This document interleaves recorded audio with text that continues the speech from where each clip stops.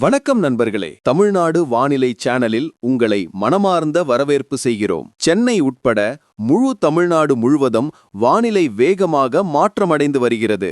உங்கள் ஊர், உங்கள் நகரில் இன்று வானிலை எப்படி இருக்கும்? சரியான மற்றும் துல்லியமான வானிலை அப்டேட்ஸ் தெரிந்து கொள்ள இந்த வீடியோவுக்கு லைக் பண்ணுங்க. சேனலை இன்னும் சப்ஸ்கிரைப் பண்ணலை என்றால் உடனே சப்ஸ்கிரைப் பண்ணிடுங்க. மேலும் நீங்கள் தமிழ்நாட்டின் எந்த மாவட்டம் அல்லது ஊரிலிருந்து இந்த வீடியோவை பார்க்கிறீர்கள் என்பதை கமெண்டில் கண்டிப்பாக சொல்லுங்கள். தமிழ்நாட்டில் வானிலையின் போக்கு இந்த நேரத்தில் மிகவும் சுவாரஸ்யமாகவும் தொடர்ந்து மாறிக்கொண்டும் இருப்பதாக தெரிகிறது. ஒரு பக்கம் பல பகுதிகளில் கடுமையான வெப்பம் மக்களை துன்புறுத்துகிறது. மறுபக்கம் அரபிக்கடல் மற்றும் வங்காள விரிகுடாவில் செயலிலுள்ள வானிலை அமைப்புகள் மாநிலத்தின் பல மாவட்டங்களில் பலத்த மழைக்கான வழியை தயார் செய்கின்றன. இதனால்தான் வரும் காலத்தில் வானிலையின் நிறம் முற்றிலும் மாறுவதாக தோன்றலாம். இன்று திருச்சிராப்பள்ளி, நாமக்கல், நீலகிரி, கோயம்புத்தூர், திருப்பூர், திண்டுக்கல், தேனி, வேலூர், திருப்பத்தூர், கிருஷ்ணகிரி, தர்மபுரி, கரூர், சேலம் மற்றும் ஈரோடு மாவட்டங்களில் 1 அல்லது 2 இடங்களில் இடி, மின்னல் மற்றும் பலத்த காற்றுடன் பலத்த மழை பெய்ய வாய்ப்புள்ளதாக தெரிவிக்கப்பட்டுள்ளது. காற்றின் வேகம் 40 முதல் 50 கிலோமீட்டர் வரை எட்டக்கூடும். அதே சமயம் சில காற்று வீச்சுகள் இதைவிட வேகமாக உணரப்படலாம். தென்மேற்கு அரபிக்கடல் மற்றும் அதனை அடித்துள்ள பகுதிகளில் 5.8 கிலோமீட்டர் உயரத்தில் உருவான வளிமண்டல மேலடுக்கு சுழற்சி மற்றும் வங்காள விரிகுடாவிற்கு மேல் செயலில் உள்ள சுழற்சி தொடர்ந்து ஈரப்பதத்தை ஈர்த்து தமிழ்நாட்டை நோக்கி அனுப்பி வருகின்றன. இதனால்தான் பல மாவட்டங்களில் மேகங்களின் நடமாட்டம் அதிகரித்துள்ளது மற்றும் வானிலை ஆய்வு மையம் இடியுடன் கூடிய மழை நடவடிக்கைகளில் அதிகரிப்புக்கான வாய்ப்பை தெரிவித்துள்ளது. நீலகிரி, கோயம்புத்தூர், தேனி மற்றும் திண்டுக்கல் போன்ற மலைப்பாங்கான மற்றும் சுற்றியுள்ள பகுதிகளில் மழையின் தாக்கம் அதிகமாக காணப்படலாம். அதே நேரத்தில் ஈரோடு, நாமக்கல், திருப்பூர், சேலம், கரூர் மற்றும் தஞ்சாவூரிலும் பலத்த மழைக்கான சூழல் உருவாகலாம். ஆனால் நில்லுங்கள், மிகப்பெரிய கேள்வி என்னவென்றால், இந்த மழை சில மணி நேர நிவாரணமா அல்லது தமிழ்நாட்டில் வானிலையில் வரும் நாட்களில் முழு படத்தையும் மாற்றக்கூடிய அத்தகைய மாற்றம் தொடங்கிவிட்டதா? இறுதியில் எந்த மாவட்டங்களில் மேகங்கள் மிகவும் கனிவாக இருக்கப் போகின்றன மற்றும் எந்த பகுதிகளில் வெப்பம் இன்னும் தனது கோரதாண்டவத்தை தொடரும்?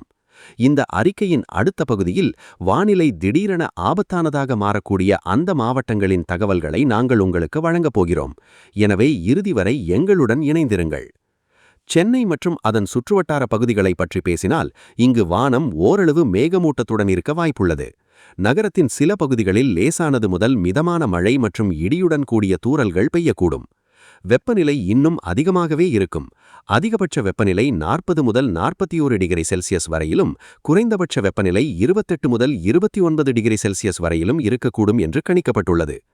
இதை அறிந்தால் மக்களுக்கு கடுமையான வெயிலிலிருந்து ஓரளவு நிவாரணம் கிடைக்கலாம்.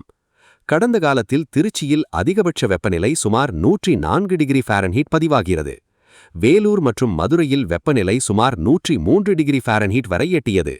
மதுரை விமான நிலையம், பாளையங்கோட்டை மற்றும் சென்னை மீனாம்பாக்கத்தில் சுமார் 102 டிகிரி ஃபாரன்ஹீட் வெப்பநிலை பதிவு செய்யப்பட்டது. திருத்தணியில் வெப்பநிலை சுமார் 101 டிகிரி ஃபாரன்ஹீட் வரை எட்டியிருந்தது. ஈரோடு, கரூர், பரமத்தி, நாகப்பட்டினம், பரங்கிப்பேட்டை, தஞ்சாவூர் மற்றும் நுங்கம்பாக்கத்திலும் வெப்பத்தின் தாக்கம் மிக அதிகமாக பதிவாகியுள்ளது. இதற்கிடையில் வானிலை ஆய்வாளர்கள் வடமேற்கு மாவட்டங்களில் வெப்பநிலை இயல்பை விட சுமார் 3 டிகிரி செல்சியஸ் வரை அதிகமாக இருக்கலாம் என்று சுட்டிக்காட்டியுள்ளனர். ஆனால் நல்ல விஷயம் என்னவென்றால், தொடர்ந்து உருவாகி வரும் மழை அமைப்புகளால் சில பகுதிகளில் வெப்பநிலை படிப்படியாக குறையத் தொடங்கும். குறிப்பாக மழை நடவடிக்கைகள் அதிகம் செயல்படும் இடங்களில் புழுக்கம் மற்றும் வெப்பத்திலிருந்து நிவாரணம் கிடைக்கும் என்று எதிர்பார்க்கப்படுகிறது. நீங்கள் தமிழ்நாட்டின் எந்த மாவட்டத்திலிருந்து இந்த வானிலை அறிவிப்பை பார்க்கிறீர்கள் என்றால், இப்போதே வீடியோவை லைக் செய்து சேனலை சப்ஸ்கிரைப் செய்து கொள்ளுங்கள். ஏனென்றால் அடுத்த சில மணி நேரங்களில் வானிலை எவ்வளவு வேகமாக மாறுகிறதோ அதன் ஒவ்வொரு முக்கியமான தகவலையும் நாங்கள் தொடர்ந்து உங்களிடம் கொண்டு சேர்ப்போம். மேலும் நம்புங்கள், அடுத்து வரப்போகும் தகவல் பலருக்கு மிகவும் அவசியமானதாக அமையலாம். இப்போது அடுத்த 1-2 நாட்களுக்கான முன்னறிவிப்பை பார்ப்போம்.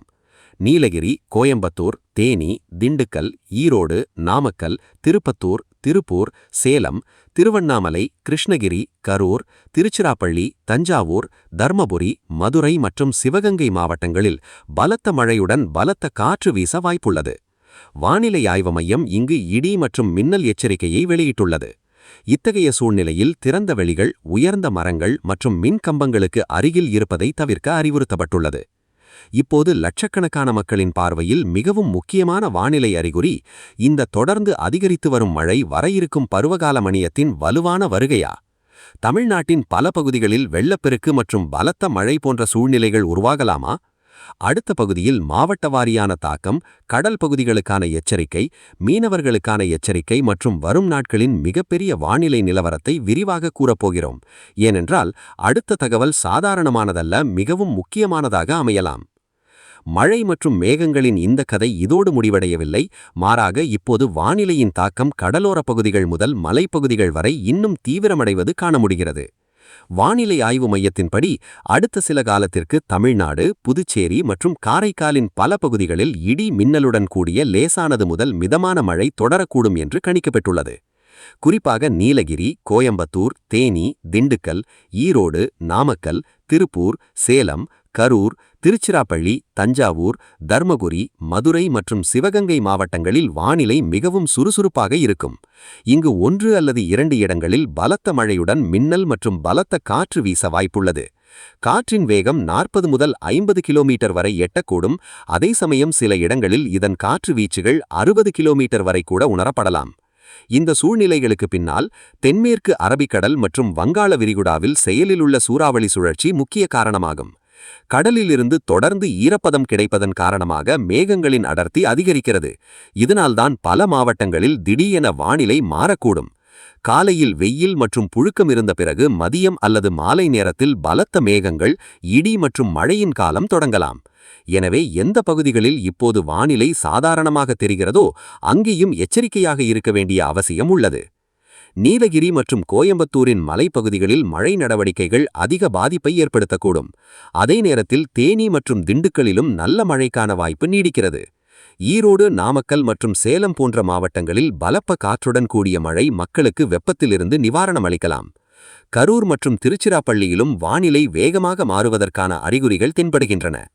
மழையின் தீவிரம் அதிகரித்தால் பல இடங்களில் ரோடுகளில் நீர் தேங்குதலும் போக்குவரத்து பாதிப்பதும் போன்ற சூழ்நிலையும் உருவாகலாம். ஆனால் இப்போது மிக முக்கியமான கேள்வி, இது வெறும் சாதாரண மழையா அல்லது வானிலை ஏதாவது பெரிய மாற்றத்தை நோக்கி சுட்டிக்காட்டுகிறதா?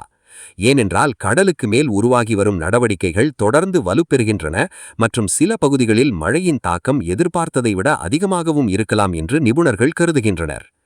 நீங்கள் உங்கள் மாவட்டத்தின் வானிலையை அறிய விரும்பினால் இந்த அப்டேட்டை முழுமையாக நிச்சயம் பாருங்கள்.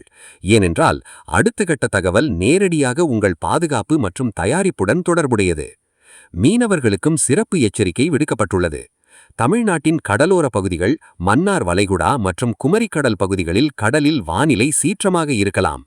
இங்கு மணிக்கு 40 முதல் 50 கிலோமீட்டர் வேகத்தில் சூறாவளி காற்று வீசக்கூடும். அதே சமயம் சில நேரங்களில் இவற்றின் காற்று வீச்சுகள் 60 கிலோமீட்டர் வரை கூட உணரப்படலாம். இதன் காரணமாக மீனவர்கள் கடலுக்கு செல்லும்போது மிகுந்த எச்சரிக்கையுடன் இருக்க வேண்டும் என்று அறிவுறுத்தப்பட்டுள்ளது. வங்காள விரிகுடாவின் தெற்கு மற்றும் மத்திய பகுதிகளிலும் கடல் நிலவரங்கள் சாதகமாக கருதப்படவில்லை. சென்னையை பற்றி பேசினால் இங்கு மேகங்களின் நடமாட்டம் தொடர்ந்து நீடிக்கலாம்.